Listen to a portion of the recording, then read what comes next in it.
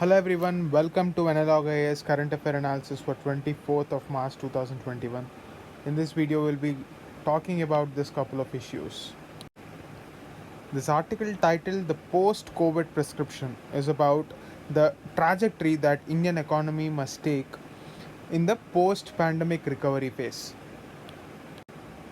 So, on 13th of May 2020, after the impact of pandemic has been understood, the government came up with certain structural reforms to undertake certain fundamental changes in the way our economy functions.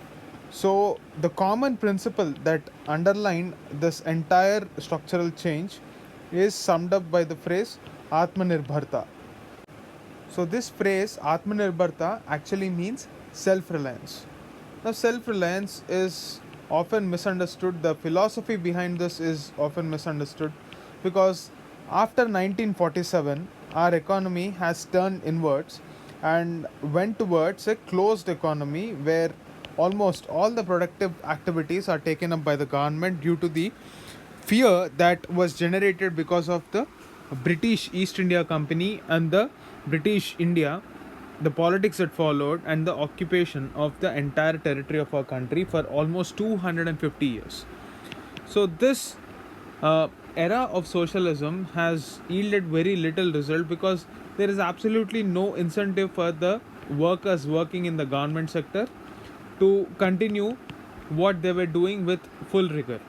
As a result, in 1991, we have decided that we have to stop completely relying upon the government sector and opened up our economy.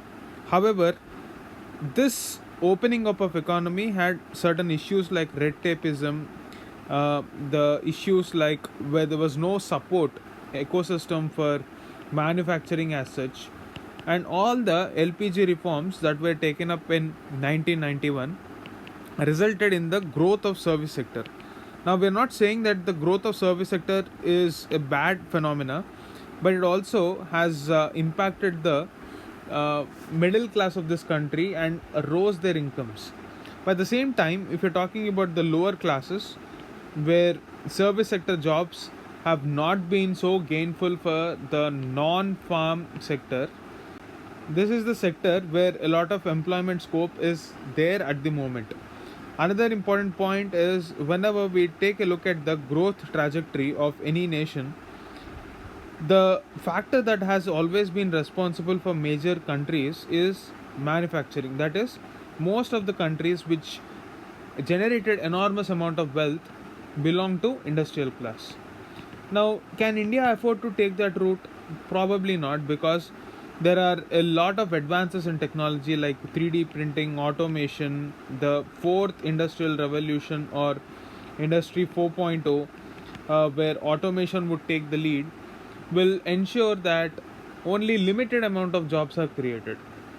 So, what are the things that we have to focus upon given the pandemic, the havoc it created in the economy, and the post-pandemic recovery phase? Policy priorities should be understood first.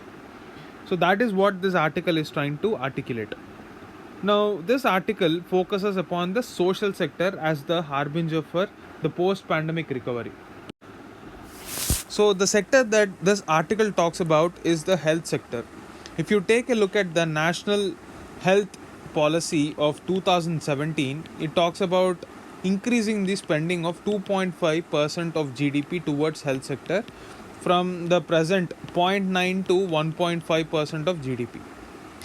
But at the same time, we also have to understand where this money is going, and we have to understand that the primary level is where a maximum impact can be felt with minimum investments.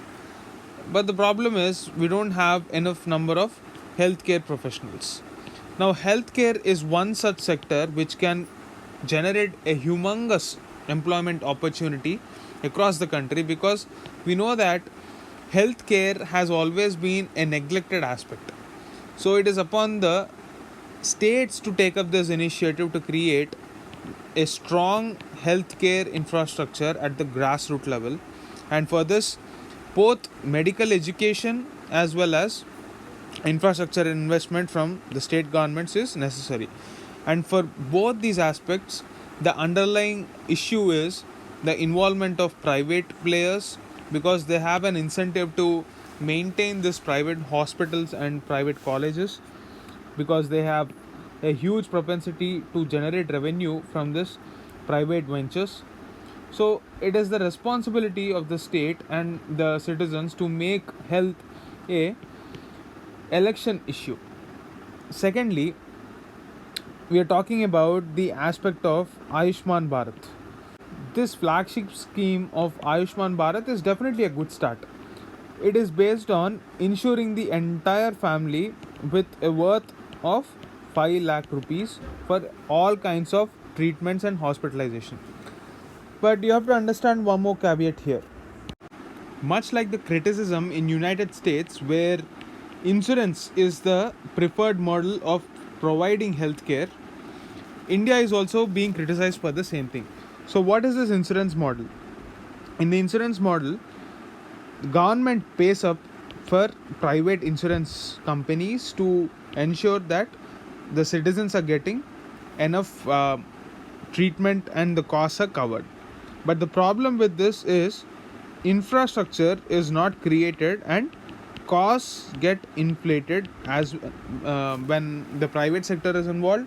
You always look for profits, right? So the costs are always inflated. That is one issue. The second one that this article is trying to raise is with respect to the renewable energy sector. Now, in the recent climate summit and the upcoming Glasgow summit as well, India, in tandem with the targets laid down in 2015, as far as our renewable energy credentials are considered, we have done exceedingly well with respect to solar power, and we have already exceeded a lot of targets.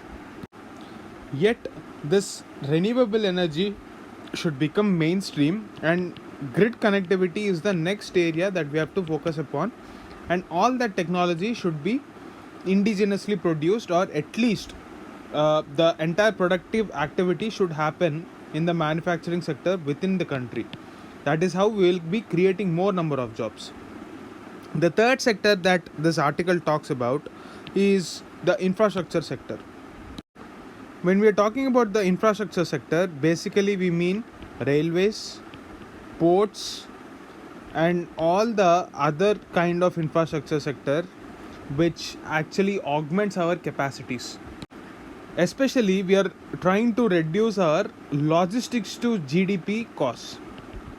So the reason why we are focusing on this aspect is, globally, if the logistics to GDP ratio is somewhere around 7 to 8%, in India it is very expensive.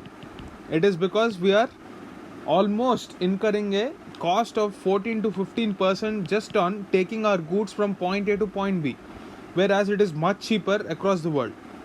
Naturally, our exports will become a bit more expensive, which makes our export uncompetitive. In order to make our exports competitive, we have to focus on this infrastructure development. Now, why are exports important? For that, you have to understand the formula of GDP. So this formula, which talks about the net trade, we are talking about the component of x minus m. If this is positive, naturally mathematical equation shows that the growth rate will be led by this exports. So in order to ensure exports, infrastructure building is one activity which can significantly augment our competitiveness. At the same time, what is the social infrastructure that we have to focus upon? For that, we have already talked about. One is health, the other one is skills and education. So we have to focus on education that ensures outcomes rather than just metrics. So we have had reports like ACER, or the annual survey of education report by an NGO called Pradham, which talks about the poor outcomes of the children studying in class 8. They're not sometimes even in a position to read or write a text of class 2. So this reflects the poor outcomes in our country, and that is the reason why the mismatch between the skills of the economy and the requirements of the industry are so wide in our country, despite having such a huge domestic market. If we can produce for our own markets, that itself will allow the country to grow beyond a certain point, and it will somewhere down the line also drive the growth of our country through exports. So that is what we are trying to do through our infrastructural development, both on physical infrastructure and social infrastructure, that is health, education, skills. That is what this article is trying to say. So, ringing out the old is an article which talks about the recently brought out vehicle scrappage policy. Now, the Minister for Roads has actually come out with a plan which is trying to focus upon phasing out vehicles that are greater than 15-year-old, because there was a report recently which spoke about how the transportation sector has been one of the major reason for increasing pollution in our country. So transportation after agriculture and manufacturing or industry is the third most important pollutant, and especially the largest pollutant in urban areas. So this is the reason why we have to make a move from this old inefficient vehicles which guzzle out high amount of greenhouse gases and eventually move towards a net carbon economy. Now, what do you understand by this net carbon economy? Either net zero carbon economy or net carbon economy is something that talks about a economic model where we either don't produce greenhouse gas at all, or we have a mechanism in which the produced greenhouse gases are absorbed back into the system in such a way that net emissions are finally zero. That is what the entire world is aspiring to move towards.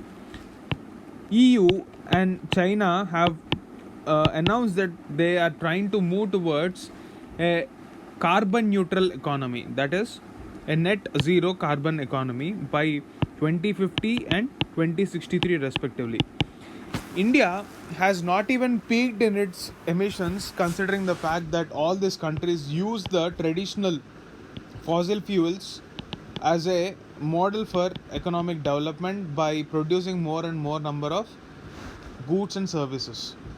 So, in the wake of this realization that the world is facing an imminent danger, that if we don't change our ways, by 2100 our globe is going to witness a fundamentally altered way of life.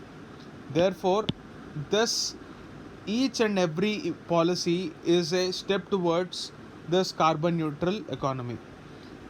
So, what should we do here? What are the problems in this entire program?